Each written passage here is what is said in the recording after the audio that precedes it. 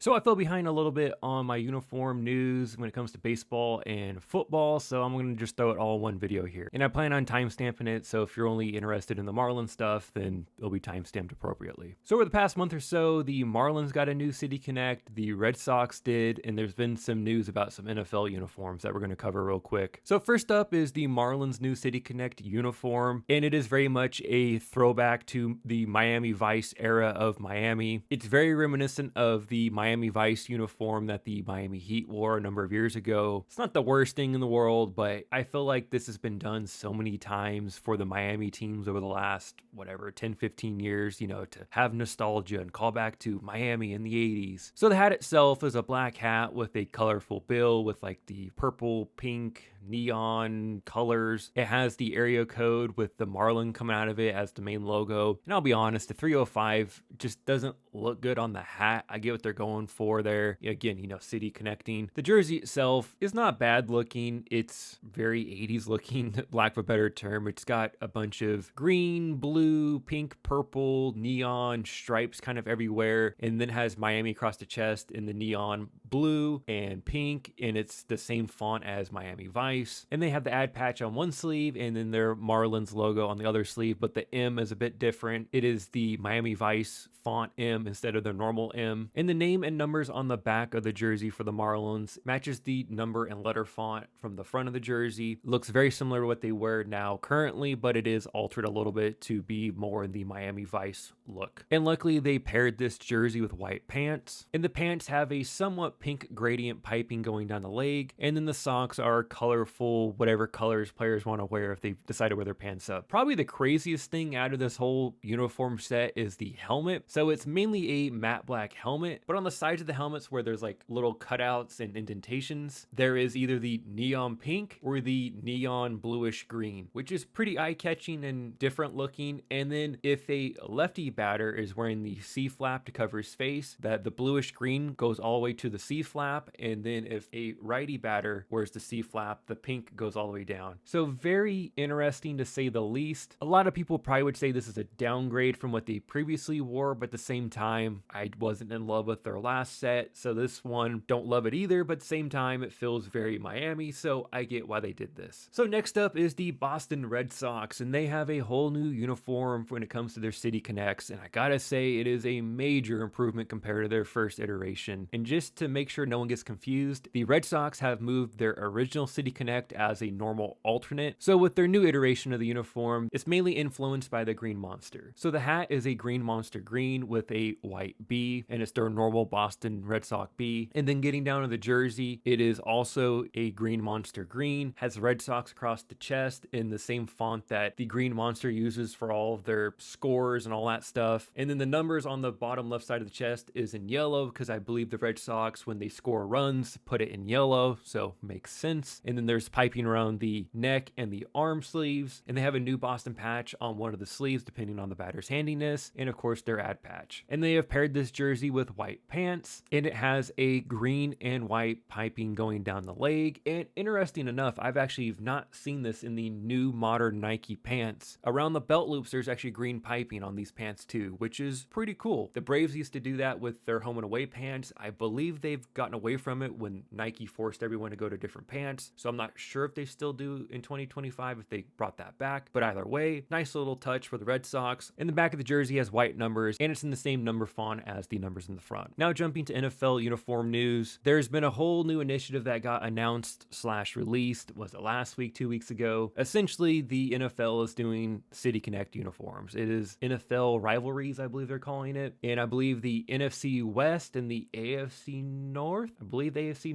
they are getting the first iteration of the NFL Rivalry uniform. What I read is that they're going to wear them for like 3 or 4 years, somewhere in there, and they're only going to wear them once a year. So again, essentially they're City Connect uniforms. Who knows what these things are going to look like? I have no idea. People have been speculating what some of these could look like. I'm just assuming they're going to be bad because most City Connect uniforms for baseball look bad. The, My City Edition Connection, whatever, for basketball, whatever they're called, I don't know. I don't pay attention to basketball. Those don't look all all that great from what I've seen. And I'm guessing football will be pretty bad too, because what has Nike done that anyone likes? Not much. So here's to hoping they don't look horrible. I'm a Seahawks fan, so the Seahawks are going to get theirs this year, and I have no idea what they're going to do. I'm just expecting them to be bad. Who knows? I guess it can't be worse than the highlighter green uniforms the Seahawks wear, so what the heck, right? And lastly, for the NFL news, it appears that the Steelers are finally going to bring back their yellow helmet and then their throwback uniforms to match the helmet. Now, I don't know how confirmed that is. From articles I've read, it seems that it is going in that direction, which I'm really happy to see, because I do think that look for the Steelers is one of their best. And why not bring it back? Sell more jerseys, sell more merchandise. It just makes sense, right? But that essentially pretty much does it for the last 3-4 weeks here in May. The Marlins got a new City Connect. The Red Sox did some NFL uniform news. And that's where I'm going to leave this one. Let me know your thoughts down in the comments below, and I'll catch you in the next one. Thanks for watching.